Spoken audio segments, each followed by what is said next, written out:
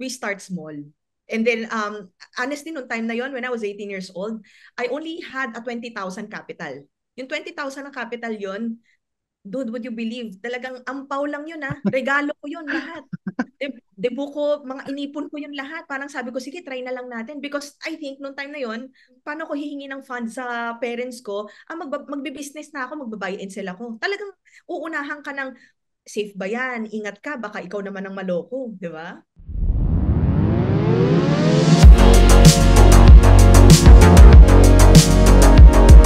Here with us today is the CEO of one of the biggest electronics and lifestyle store in the Philippines. In fact, nakabili na nga ako dito dati. And they have been growing. And alam ko, malapit na sila mag-debut in terms of tenure. They also have more than 3.3 million followers sa Facebook in terms of their store. This is none other than Kim Store, and with us, the CEO, Kim. Hello, Kim! Hi Neil. Thank you for having me here. Yeah, we're really excited to learn from your story. Kumbaga, marami kaming nakinabang sa inyong business dahil sa mga pagiging available ng mga stocks. And like me, no, we're really excited and interested in how you have started. So, how did you start as an entrepreneur? I started my business when I was 18 years old. I was a sophomore student in Lasal. Nung time na yon, I was really into photography. So, as a avid fan of technology, mahilig talaga ako mag-surf ng internet. And one day, yan, nandito na tayo sa one day story. So, I was looking for a particular lens over the internet. And I was looking for a review. Ano ba mas magandang lens? Ito ba or ito yung bibilin ko? And then eventually, I came across the website called Amazon.com. So, I was just looking for a particular lens, yung review niya. And then eventually, may mga reviews pala. When you buy in Amazon, there are reviews from the customers na I bought this lens from this shop, fast service and all. So, I got fascinated with the Amazon concept. I tried to buy there. So, nung time na yon, parang hiniram ko pa yung credit card ng mom ko. Sabi ko, Mami, bibili lang ako sa online. Try ko muna. Mukha namang legit. Sabi ko ganon. And then, I tried purchasing a lens over the internet. And unfortunately, hindi siya na-ship out to the Philippines. Kasi way back 2006, you can't send any items in the Philippines direct, not unless if you have a US address. So from there, out of my frustration, naisip ko parang meron kong ganitong concept sa Philippines. Then eventually, an idea came in na, uy, baka pwede kong gawin ito sa Philippines. Nung time na yon, there was also called Multiply. Ewan ko kung nahahalata edad natin. Oo nga eh. Ayun, so sa tingin ko lahat ng mga friends ko during that college days, talagang parang social ID natin yung Multiply. Anong Multiply ID mo? Prior pa nung Friendster type, parang talagang it's really Multiply era. So from there, dun ko linagay yung website ko, kimstore.multiply.com. And then the rest was history. Right. And during the time nung kinikwento mo, unlike now, it's just like very intuitive and natural to buy online. Pero during the time, hindi eh. Marami pang mga apprehensions. So, ano yung mga naging challenges mo when the Philippines hindi pa ganun ka-ready in terms of yung sa mga online store? Anong ginawa niyo mga strategies? Kasi ngayon, parang andali eh. Parang it's just part of life. Pero mga 17 years ago, hindi ganun eh. Sanay tayo, we go to the store, pili, bili.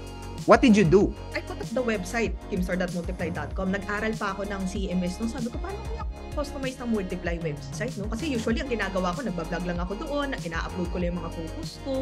And then, I put up a catalog. And then, ang concept first was buy and sell. Because that time, you were just trying to see if it's gonna work eh. I know naman where to buy the best deals of camera. So, sige, try muna natin. Mag-post muna tayo ng price list. Subukan muna natin kung may mga inquiries. Time na yon, ang dami namang nag-i-inquire. I joined some groups in the Multiply page. Talagang nagpakilala ko, hi, this is Kim. I own this page. If you need my items or anything, feel free to approach me. Within 1 month, ginagawa ko siya, pero puro inquiries. Wala talagang bumibili. Pero sige, I'll take note of that. I'll inform you pag kailangan ko. Then eventually, meron akong isang friend from Lasal, nakita daw niya yung post ko, and then bumili siya ng item. So that was my proof of concept that this online selling worked because somebody tried my services. So within 1 month, I had my first sale. And then sabi ko pa nga sa customer ko, Zyla, baka pwede namang pa-souvenir. Let's say, take a photo. Souvenir lang kasi first customer ko buena mano. Then I uploaded it in Multiply. And then people were just looking for a proof of concept na, totoo nga, meron nga siyang customer. Hawak-hawak ng customer niya, yung camera niya, kasama siya. Because people were actually afraid also of buying online. Sino ba si Kim Store? Sino ba si Kim? Parang kulang na lang mag-upload ako ng CV ko. Legit akong seller, legit din yung store ko because 2006, e-commerce was totally new. And you know what? It's even harder to sell the idea of, where's your shop? kimstore.multiply.com. Online lang ako, a working student ako. Parang you have to explain pa na legit ka. More than, they know Canon, they know Nikon. So parang you really have to prove yourself na legit ka. Mas mahirap pang ibenta yung concept ng online kaysa magbenta ka ng camera ng. Kasi during that time katulad din sinabi mo, ay totoo pala, hindi pala scam tong Kim Store na to. Kasi people are not really used to during that time. Pero I'm sure maraming mga nagdi-discourage sa'yo na well-intentioned. Kim, sure ka ba dyan? Kasi hindi sanay tao sa online. How did you respond to that? If ever may mga ganun. Kasi, syempre, if for the people watching, mga nagsisimula sila rin sa negosyo, and yung mga gusto magsimula ng negosyo, maraming mga well-meaning people na nagdi-discourage kasi nga, baka yung proof of concept or baka hindi talaga mag-work. Paano mo na-overcome yun? Sabi nga nila, for any entrepreneurs, there's always a dream. Yung dream na yun, it's more than having it, parang ano bang magandang negosyo ngayon, ano bang plans mo, ano bang gusto mo mangyari. Nung time na yun kasi college ako Sabi ko, I just wanna, for some reason, I wanna see if it's gonna work. It's more of like that. And then, okay, ano ba yung risk ko dito? Buy and sell naman siya. So kapag may customer, saka ko bibilin yung item. Actually, nung time na yun, ang lakas pa ng loob ko na wala pa akong down payment. Ang pinanghahawakan ko na lang, yung customer ko nag-aaral din sa Lasal. So if ever naman, kung lulukohin niya ako or magiging bogus buyer siya, parang magkakahiyaan naman kami. So in a way, honestly, it's really more of a taking the risk na sige, try ko muna itong concept. Pero relatively low ang risk ko. Why? Because I don't have so much capital. Yun naman yung beauty ng e-commerce. So if you're gonna start a business, of course, even the suppliers, you also wanted to establish yourself na I'm a good payer, I'm a good customer. So talagang i-build mo muna yung sarili mo. Talagang feeling ko sa lahat naman na nag-start ng business, kailangan talaga we start small. And then, honestly, nung time na yon, when I was 18 years old, I only had a 20,000 capital. Yung 20,000 na capital yon, dude, would you believe? Talagang ampaw lang yun Regalo ko yun lahat. Debo ko, mga inipon ko yun lahat. Parang sabi ko, sige, try na lang natin. Because I think, nung time na yon, paano ko hihingi ng funds sa parents ko? Magbe-business na ako, magbabuy and sell ako. Talagang uunahan ka ng, safe ba yan? Ingat ka, baka ikaw naman ang maloko, di ba? Right. Grabe no, yung story mo, yung humble beginnings, nagsimula ka sa 20,000. Pero I like what you said, where you started dahil e-commerce, kahit wala pa yung actual product, mina-market mo na. So for those who are also aspiring, siguro you want to join e-commerce, hindi mo kailangan yung actual product before you market it. You buy the product pagka nagkaroon na ng confirmed order. So, I think yun yung naging way para at least hindi mabaon sa cash flow. So, and you said 20,000 lang yung capital and lumaki ng 17 years and mag-18 years na kayo. What did you do na, kasi it's one thing to start, but it's another thing to sustain and grow. Ano yung mga ginawa mo? Usually we have this entrepreneurial journey, how you start your business. So for me, in any entrepreneur kasi it starts with a dream. Without having that dream or idea or personal goal, personal vision, you can't do anything. Parang magbebenta ka lang. For what reason? For what purpose? So kailangan guided ka with your purpose. If you want a house, a car, or something, I would say you have to visualize it first. Wala namang masama kung mangangarap ka ng malaki. Just imagine, I started this business na, sige, subukan natin. Subukan lang ang puhunan ko. It was just dream na tingnan natin kung lalaki siya. Siguro just to continue sharing my journey. So it was, I was a sophomore student when I started the business, 2006 yon. Nung 2008, graduate ako. Nung graduate ako, it was a financial crisis that time. Yeah. So nung time na yun, parang only 1% in our batch can be accepted in multinational companies. So nung time na yun, parang mas napupush pa akong gawin yung business ko kaysa I take the chances of waiting to be accepted in a multinational company. Siyempre, nag-aral naman din tayo sa prestigious school. Gusto rin naman natin na mayayabang natin na, yeah, I work from this, I work from this company. But this time around, sige, push natin na, ano bang ginagawa mo ngayon, Kim? Actually, online seller ako eh. May-ari ako ng business, pero ang website ko, ang store ko nasa storefront. It's more of parang, you know what, you really have to be your number one believer in what you do. Because people would really try to, not to constrain you naman, but like what you said, it's more of, let's say, making you on guard or making sure, lalo na yung pamilya mo na tama ba itong ginagawa mo, hindi ba to waste of time. So, from there, from 2008, okay, sige, gawin na natin to, mag-business na tayo. Being a dreamer is different, being an entrepreneur is also different. So, how can you make this thing really work? And then, from there, nag-start kasi ako sa bahay ko eh. It's more of parang, it's the story wherein yung living room mo, yun yung office mo, yung sala mo, yun yung processing area mo. So, those were the things how I started it. Ang mapapayo ko lang, when you start your business, it's good na we have to be practical and we also have to be reasonable. Ano ba yung funds mo right now? Can you really pay a rent? Can you hire agad, let's say, 10 people at that time? Maganda yung idea, but how about your cash flow? Nung time na yon, when I was doing the business, it was, when I was in college, just imagine yung first month ko, isa lang nabenta ko ng isang buwan. Then eventually, as we go along, sa isang buwan, nakakabenta na ako ng 10 gadget. Masaya na ako nung time na yun eh. And then eventually, wala pa mga SEO, SEM, it's really word of mouth. Talagang kailangan alagaan mo yung pangalan mo, yung brand mo, and then yung customer experience mo. Sa akin dati, parang alam ko mahal pa ang SEO, SEM before eh. Pero ngayon, before talagang word of mouth. Imagine mo may calling card ako, CEO daw, di ba? Pero sa likod ko may gift voucher ka. Pag nag-refer ka, may 200 pesos discount ka. Kasi talagang as a marketing graduate kasi ako. So, talagang lahat ng ways na para at least mag-refer yung mga let's say mga customers natin, talagang ginawa natin. Talagang it's more of a establishing your processes or your ideas bago ka naman makagawa ng talagang how to make it scale. Sustain mo muna yung ginagawa mo. And then from there, nung graduate ako ng 2008, my first staff was my maid. Kasi nung time na yon, nagde-deliver ako sa mga meetups. Naawa yata yung mother ko na ang laki kasi ng mga items ko eh, na parang DSLR, lalaki ng box nun. So, mabibigat pa yon, wala pang mirrorless nun. Oo.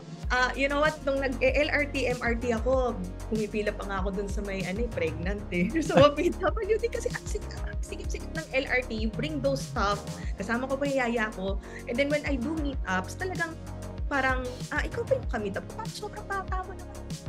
I was just 20 years old when I was doing the meetup. But it was all those golden memories na talagang, of course, it's a proof of concept already. You continue doing it. Lumalaki yung network mo. Dumadami rin yung mga nakikilala mo. Yun yung naging talagang soldiers ko ng Kim Store. From cameras, nag-expand ako ng yung iPhone din, the birth of the iPhone. Naabutan din namin yan. So, in a way, as e-commerce really went well, yung technology din nag-a-advance from DSLR, nagbenta na rin ako ng mga accessories from iPhone 3G, ngayon iPhone 15 na, talagang nag-expand. So, we go along.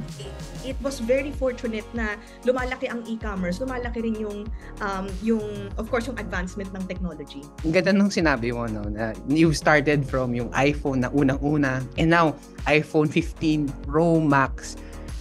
How do you choose? I mean, syempre sa dami yung inventory, may filter ba kayo in choosing the items? Or basta kung ano yung bago, pinapasok nyo? Or kailangan reputable brand para at least mas mababa yung kumbaga customer dissatisfaction? Kasi syempre kahit sa inyo galing, pero hindi nyo naman product, sa inyo pa rin yung balik. So, how's the filter process, if ever meron?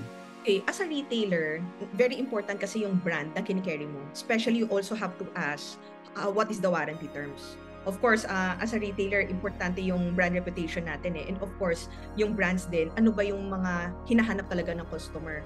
Noong time na yun, I was really focused. We are really a consumer electronics business. So, I'm more on more on phones, laptops, and other devices. Doon ako nag-focus. Sa totoo lang, ang R&D namin, yung mga customers namin, we usually provide surveys and all. We ask customers, like for example, ano ba yung mga hinahanap nilang, let's say, mga accessories, IT products. So, in some way, yung success ng Kim Store, very customer-centric kami. And up to now, we're always customer-centric. As you can see, there are a lot of players already. But in a way, we already build our brand strongly na talagang pag-electronics kay Kim Store ka. We not only na nagbibigay kami ng devices, but you know what, as an entrepreneur, you always have to give value. Bakit kita pipiliin? So of course, dun na nag-i-innovate yung mga services namin. Same-day delivery, online installment. Ang ganda ng mga adding value to people, no? Yung mga installment, medyo, ano yan, for the Pinoys, medyo, uy, enticing yan. So, it's really good that even in more than 10 years and 17 years, you're still adding value and nagkaroon na ng loyal following. You said earlier, kasi 'di ba, you've been in the business for 17 years. Before you scale, you need to do the basics yung to sustain it well. As a young entrepreneur, for those watching sa channel, ano yung mga basics that I need to cover para maging sustainable muna before I scale? Kasi sometimes we get too excited, oh sige, expand, bila dito, ganito. Pero syempre, we need to do the basics and maging solid ang foundation. So ano yung mga bagay na yun na we need to really double check na maging solid before we really go with the bang and scale? When you're starting out, most likely mag-isa ka lang. You're a one-man person team. Yung nag-start ako nung college, of course, I'm a one-person team, and then I hired my maid to support, taga bit-bit, pero ako pa rin yung salesman, accounting, and all. Naging very prudent ako sa resources ko because nung time na yon, saan ba ako kukuha ng kapital eh. So, you also have to be creative in managing your finances. That's number one.